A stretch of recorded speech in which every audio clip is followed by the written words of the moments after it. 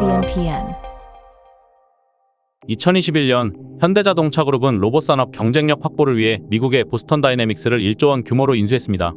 시장에 제대로 된 제품 하나 내놓은 적 없는 미국 기업을 거액을 들여 인수한 것에 대해 말들이 많았습니다. 하지만 한국에는 이 정도 기술력의 로봇 회사를 찾을 수 없다라는 현대자동차그룹의 반론에 어느 정도 수긍하는 분위기도 있었는데요. 그런데 정말 한국에는 그에 필적하는 수준의 기업이 없을까요? 애국심 빼고 객관적으로 실제 성적만 놓고 봐도 아닐 수 있습니다. 한국 로봇 기업 레인보우 로보틱스가 보스턴 다이내믹스에게 굴욕을 안겨준 전력이 있기 때문입니다. 2015년 미국에서 열린 세계 재난 로봇 경진 대회 다르파 로보틱스 챌린지에서 현대가 인수한 보스턴 다이내믹스를 이기고 심지어 미항공우주국까지 누르고 그랑프리를 거머쥔 이력을 갖춘 팀 카이트스트의 회사가 레인보우 로보틱스이기 때문입니다. 정말 혜성처럼 등장했죠. 우승이 점쳐지던 일본 로봇뿐만 아니라 미국 정부의 지원을 받은 기업들도 누르고 우승을 차지한 한국 로봇의 전 세계가 놀랐습니다. 그 파급력이 어느 정도였냐면 대회 직후 미국 해군연구소에서 카이스트의 휴보를 뜯어보고 연구하기 위해 무려 4대나 주문해서 사갈 정도였죠. 이 정도면 삼성전자의 선택이 좀 수긍이 가시나요? 오늘은 삼성전자가 세계 로봇 시장이라는 전쟁터의 승부수로 손에 쥔 카드로 더 유명해졌죠. 카이스트 휴머노이드 로봇 연구센터의 스핀오프에서 시작해 세계 최고 로봇 회사를 꿈꾸고 있는 레인보우 로보틱스에 대해 알아보겠습니다. 레인보우 로보틱스는 인공지능과 로봇 열풍을 타고 급조된 신생 스타트업이 아닙니다. 지금으로부터 20년 전인 2004년 한국도 인간형 로봇 휴머노이드를 만들었다는 뉴스가 큰 화제가 되었습니다. 그 로봇의 이름이 휴보입니다. 그 무렵 인간처럼 자연스러운 이족보행 로봇은 일본 자동차 메이커 혼다의 아시모가 전 세계적인 주목을 받고 있었습니다. 당시 한국은 로봇공학 부문에서는 그다지 주목받지 못하던 나라였기에 우리 국민들도 놀라고 해외에서는 더 놀랐는데요. 첫 휴머노이드 로봇 휴보를 개발한 이들이 카이스트 오즈노 교수와 연구원들이었습니다. 이들이 몸담고 있던 곳이 이후 수많은 로봇 전문가들을 배출한 카이스트의 전설적인 연구소 휴머노이드 로봇 연구센터, 일명 휴보랩입니다. 이 연구소의 사업적인 부분을 총괄하기 위해 2011년 스핀오프로 창립된 회사가 바로 이정호 대표이사가 이끌고 있는 당시 이름으로 레인보우, 지금의 레인보우 로보틱스입니다. 휴보가 첫 선을 보인 후로 휴보2, 알버트 휴보, 휴보 FX1, DRC 휴보까지 등장하며 대한민국 과학기술의 상징이자 한국 로봇 기술을 대표하고 있는 이름으로 기억되고 있습니다. 그러나 휴보라는 이름은 DRC 휴보의 2015년 다르파 로보틱스 챌린지 그랑프리를 마지막으로 뉴스에서 사라졌고 우리 기억 속에서도 희미해졌는데요. 인간형 로봇의 발전이 정체되었고 이에 따라 사람들의 관심이 시들해진 이유가 큽니다. 휴머노이드가 신기하고 대단한 것은 사실이지만 아무리 기계공학적인 부문이 고도화되어도 로봇의 두뇌, 즉 소프트웨어의 발전이 로봇을 더 인간처럼 움직이게 하는데 미치지 못하는 한계에 부딪혔기 때문입니다. 이때는 카이스트 휴보랩뿐만 아니라 휴머노이드 로봇을 연구하는 전 세계 모든 개발자들이 그저 견뎌야 했던 일종의 암흑기였는데요. 시간이 흘러 2020년대에 들어서자 몇 가지 이유로 분위기가 확 바뀌었습니다. 첫째는 인공지능의 급속한 발전입니다. 구글 딥마인드의 알파고를 통해 딥러닝 기술이 대중화되고 챗GPT로 대표되는 생성형 AI가 등장하면서 휴머노이드가 스스로 학습하며 인간의 생활 공간 속에서 함께할 수 있는 길이 열렸습니다. 두 번째는 사회와 환경의 변화인데요. 출산율 하락으로 인한 노동인구의 감소, 근로시간의 단축, 임금 상승, 구직자들의 고위험 3D 업종 기피 현상 등이 두드러지면서 인간을 대신해 위험하고 반복적인 노동과 서비스를 제공할 휴머노이드에 대한 사회적 수요가 높아지게 된 것입니다.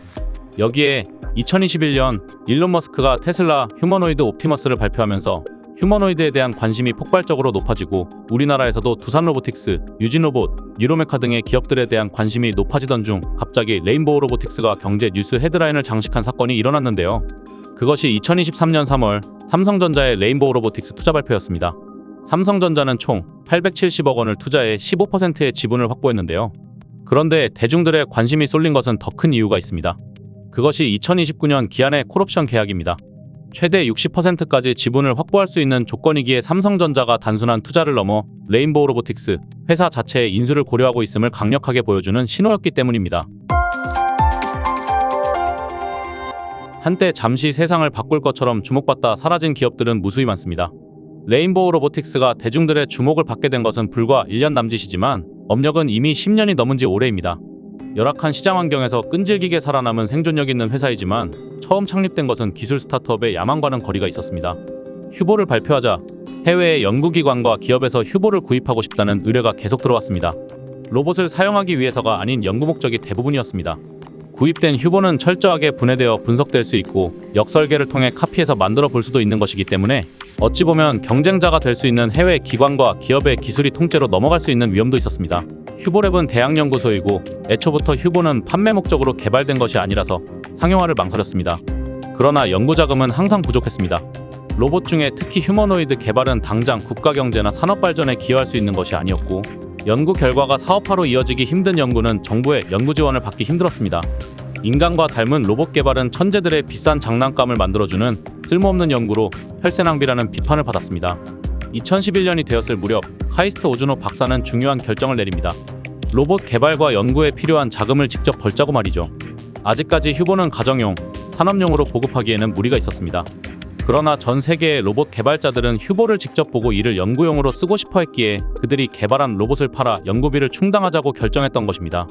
연구소는 유통과 판매를 목적으로 하는 회사가 아니기 때문에 이를 위한 기업법인이 필요했습니다. 이렇게 탄생한 것이 레인보우 로보틱스였습니다. 카이스트 휴보랩에서 탄생하고 휴보를 통해 성장한 상징적인 기업인 것이죠. 한국 휴머노이드 개발의 기틀을 마련한 카이스트 기계공학과 교수이자 휴머노이드 로봇 연구센터 소장인 오준호 박사와 함께 창립부터 지금까지 레인보우 로보틱스를 이끌어오고 있는 이는 이정호 대표이사입니다.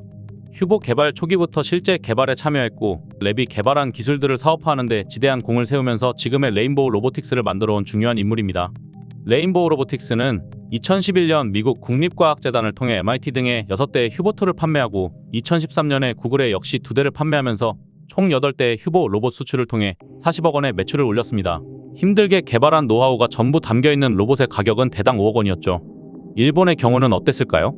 혼다는 세상에 아시모를 처음 선보인 첫 해부터 말만 무성했을 뿐 무려 18년 동안 이어진 장기 프로젝트를 통해 만들어진 단 한 대의 아시모도 실제로 상용화되어 판매된 적이 없습니다. 아시모뿐만 아니라 전 세계 로봇 연구기관들이 그들이 개발한 로봇을 판매하는 것은 매우 드문 일입니다. 연구소의 생존을 위해, 더 나은 연구를 위해, 세계 로봇 기술의 발전을 위해 기꺼이 그들의 발명품을 내놓았던 것이죠. 레인보우 로보틱스의 2015년 다르파 로보틱스 챌린지 우승은 미국 현지에서 큰 파장을 일으켰고 이에 미국 해군연구소에서 대회에 그랑프리를 안겨준 로봇인 DRC 휴보를 4대나 구입해갑니다. 이렇게 휴보는 2021년까지 총 25대 100억 원 이상의 매출을 달성했습니다. 그 결과 아이러니하게도 휴보는 최초의 성공적인 휴머노이드 상용 로봇이라는 수식어를 갖게 되었습니다. 계속해서 앞으로 나아가기 위해 그들의 발명품을 내다 팔고 더 나은, 더 우수한 연구 결과를 끊임없이 내놓는 그들의 태도야말로 지금까지 레인보우 로보틱스를 살아남게 한 원동력이 아닐까 생각합니다.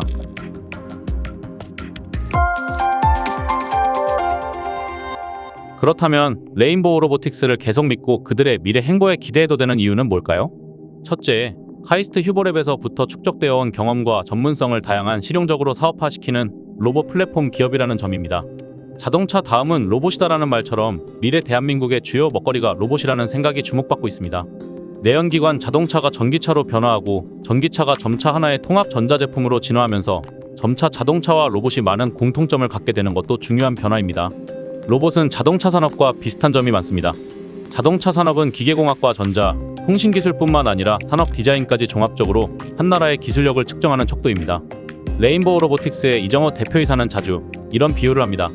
로봇이 자동차라면 휴머노이드는 F1 머신이다. 아주 적절한 비유인데요. 우리가 거리에서 F1 머신을 보는 경우는 없지만 F1 레이싱에서 우승하는 기업이 최고의 차를 만드는 회사란 점은 의심할 여지가 없습니다. 레인보우 로보틱스는 휴머노이드 로봇 플랫폼 개발을 통해 많은 첨단 기술을 보유했고 이를 다양한 분야에 적용하고 있습니다. 휴머노이드의 실용화가 아직 멀었다고 좌절하지 않고 파생기술로 사업을 확장해 온 것이죠. 의외로 레인보우 로보틱스가 창립 때부터 현재까지 사업의 중요한 부분을 차지하는 제품은 천문 연구에 사용되는 마운트 기술입니다. 휴보의 개발 과정에서 세계적인 수준으로 끌어올린 정교한 제어 기술을 통해 천체 관측에 사용되는 정밀지향 마운트 시스템을 완성한 것이죠. 로봇의 핵심 기술인 구동기, 감속기, 엔코더를 비롯한 소프트웨어까지 고스란히 천체 관측 시스템에 적용되었습니다. 이렇게 로봇 관련 기술은 다양한 첨단 분야에 적용할 수 있는 잠재력을 갖고 있습니다. 개발한 기술을 끊임없이 상용화하고 이를 비즈니스화 시키는 역량은 레인보우 로보틱스의 뛰어난 수완을 보여주고 있고 로봇 개발 과정에서 탄생한 많은 기술들을 꼼꼼히 챙겨서 사업화시킨다는 것은 큰 강점입니다. 창립 초기부터 CEO직을 계속 수행하고 있는 이정호 대표이사를 계속 신뢰해도 좋은 이유입니다. 둘째, 로봇 산업 발전의 장기 로드맵에 각 단계별 대응이 준비된 회사라는 점입니다. 그들이 파생기술로 다양한 제품을 개발했다고 해서 로봇에 손을 놓은 것은 아닙니다. 휴머노이드가 인간의 삶 속으로 들어오기 전에 인간과 함께하는 협동 로봇의 보급이 우선이었습니다. 로봇의 종류는 제조 로봇, 협동 로봇, 서비스 로봇에 크게 세 가지 카테고리가 있습니다. 제조 로봇은 안전 펜스 너머 인간과 따로 작업하는 로봇인 반면 협동 로봇은 인간이 작업하는 생산 라인에서 작업자와 협력해 안전하게 인간과 함께 일할 수 있는 로봇을 말합니다. 인간의 존재를 인식하고 인간에게 해를 끼치지 않으면서 인간과 협업할 수 있는 로봇이기 때문에 이전의 산업용 로봇보다 센서와 자동 제어에서 훨씬 고도의 기술이 필요합니다. 레인보우 로보틱스의 이정호 대표는 로봇은 움직이고 환경을 인식하고 그 기반에서 작업할 수 있어야 한다고 말합니다.